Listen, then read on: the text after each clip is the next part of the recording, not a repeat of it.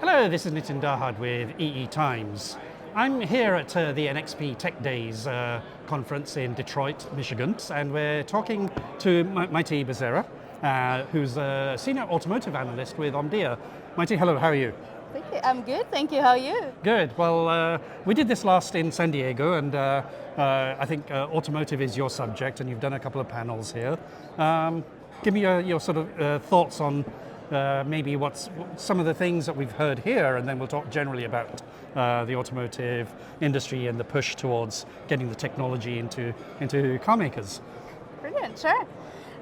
So one of the things that I thought was really interesting coming from NXP is I feel like NXP is in a place of its own, offering this centralized solution for the core vehicle functionalities. Right, yeah. Which is a place that the OEMs were not centralizing before, right? Because of the criticality of this area. And a lot of legacy. A lot of legacy. Yeah. But interestingly enough, I think this is the part of the vehicle that will allow OEMs to deliver value to the customers. Yeah. Car-centric features and value to the customers. And that's kind of what we've been hearing quite a lot around, and if you remember back to March 2024 when we did the event with them in Munich on the Core Ride announcement, and I think that's kind of central to what they're trying to push for, that centralized compute and zonal compute. But I think the objective to deploy this technology and where reality is, it's still a bit of a way away, isn't it? I mean, obviously the development cycles take some time, but we're seeing different sort of paces of development in, say, the US and Europe and China, but that's for some reasons. Tell us a little bit about that. Definitely. So, well, if you look at the OEM side, right? Yeah. If you look in China, most of the OEMs are coming from this clean slate, right? Yeah. So Yeah. new architecture, new processes, new way of thinking about vehicle. Yeah. And some of them coming from the software-defined world. Yeah. So Xiaomi just having a completely different idea of the car, right? Right, right. I put something that is not total final in my vehicle, but I will update it over the air. Yeah. And then just go with it. Whereas then we have the incumbent OEMs that have some sort of a legacy, and for them, this race is being more incremental.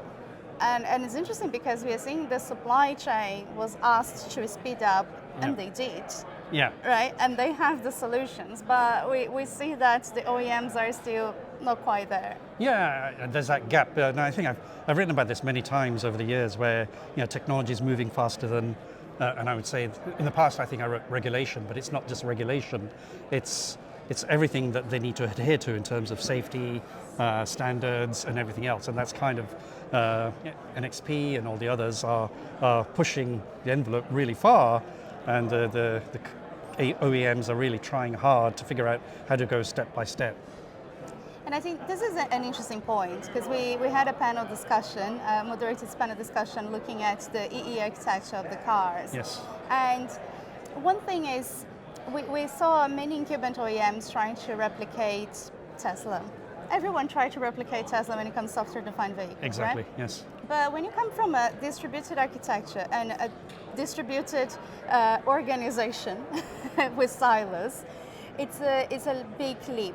To go to a zone or a centralized architecture, right? Yes, and when you look at the silicon design history, it's always been hardware, software, walls in between. The co-design has been a little bit limited. Yes, after I had the discussion, we don't talk much about co-design, right? Yeah. Co-development of hardware and software. Exactly. And then what we actually were discussing was, what avenue should these OEMs take? Because does it really make sense to try to, pursue something that doesn't fit their reality and struggle with it? How do we move incrementally? So smaller steps, but move. Just from my background and my history, team building exercises, going off a cliff, hardware and software talking together. Exactly. I do remember one team building where we did actually have to do abseiling and rely on the other person to hold the rope. So I think that's kind of where this could apply here. It is, and I think it's a realization that it's a systems of systems, right? Yeah. So there's only so much that the OEM in itself can do, Yeah. because it relies on the ecosystem of the suppliers that have these traditional relationships as well. Yeah. So it's everything is entangled and related, and I think we somehow underestimated the relationship between the EE architecture and the organizational structure. Now, one of the things I think I found with this, and there's I think they said 1,000 people here, and it's quite appropriate because this is the heart of the old automotive history. But when you think old, it's not really, because I mean I spoke to so many people over the last couple of days, who are all, and I'm not going to name names because they're all customers maybe, but they're all the OEMs, the tier ones, and the big brand names, and you think they're really keen to learn what's there and then how it fits into their workflow. But I think one of the problems, and workflow is one of the challenges, but also you have the engineering part that really understands this transition. Yeah.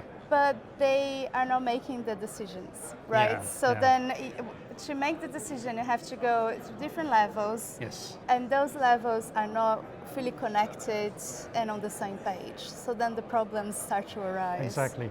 Let's go a little bit to the NXP's announcement. So the big one, I think, was, I mean, they sort of talked to the media the day before this, and analysts, and they gave us some briefings. What did you get out of it? I think the big one was the announcement of the EIS. That's not here, but it's basically behind there.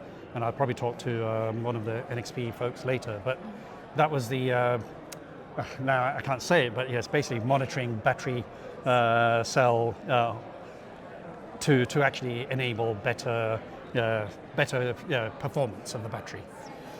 That was so interesting because I didn't know that the performance and the energy consumption of the battery today is estimated. It's not necessarily a real-time estimation. Right. So what NXP is doing now is allowing you to have a real-time estimation on the state of your battery. Yes. So therefore you can have a more accurate range prediction.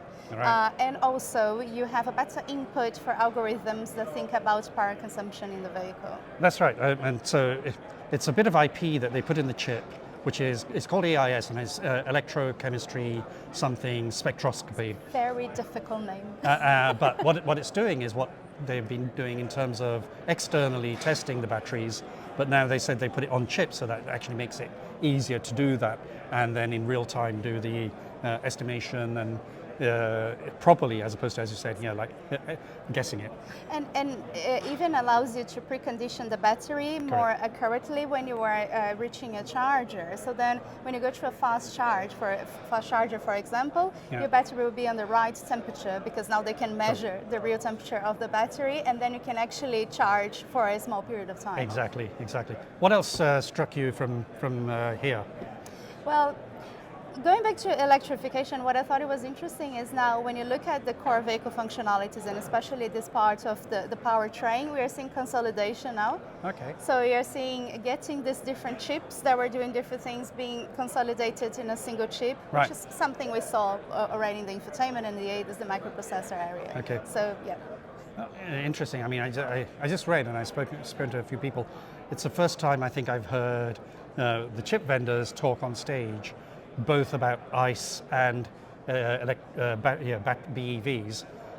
I think the reason is because, and I'm not going to politics, but politically now, in the US, I think there's an equal weight given to both the ICE as well as the EVs because of some policy changes. Exactly. Have you noticed that? Definitely. Yeah. And actually, they even are proposing a sort of an avenue, because I think that the way of moving forwards is having something that can be used in terms of a platform that can be fit to different types of powertrain. Right. So the idea is, if you transition your ICE vehicles to 48 volts as well, yes, then you can get the same architecture and just transition into hybrid and and can that software-defined vehicle skateboard be applied to that as well, then I guess, can't it? Precisely. So then it gives them more of a scope. Yes. It just reminds me of the multi-mode modems for phones with all the different standards. I think that kind of might go to that. What's your final thought, Maite? My final thought is I think the industry needs to, especially from the OEM perspective, the supply chain is ready, right? And this now we are talking about mission critical systems being ready for software defined vehicle, right, which is the finally big thing. That's the big thing, Yeah. because this is the core foundation, right? Yeah, This yeah. is the skateboard. So it's now time for the incumbent OEMs to find an avenue to move faster and use these technologies and deploying their vehicles, and not deploying their vehicles in 2030. I mean, there's no 5 times or 3 years period of time to deploy a technology. Yeah, I have been hearing the 12 to 18 month cycle for some of the non-legacy, and I think that's, as opposed to what I've been hearing, speaking to other people, like 5 years still, or 4 years or 3 years.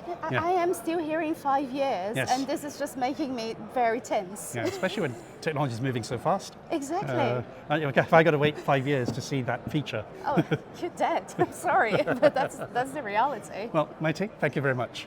Thank you, Nitin.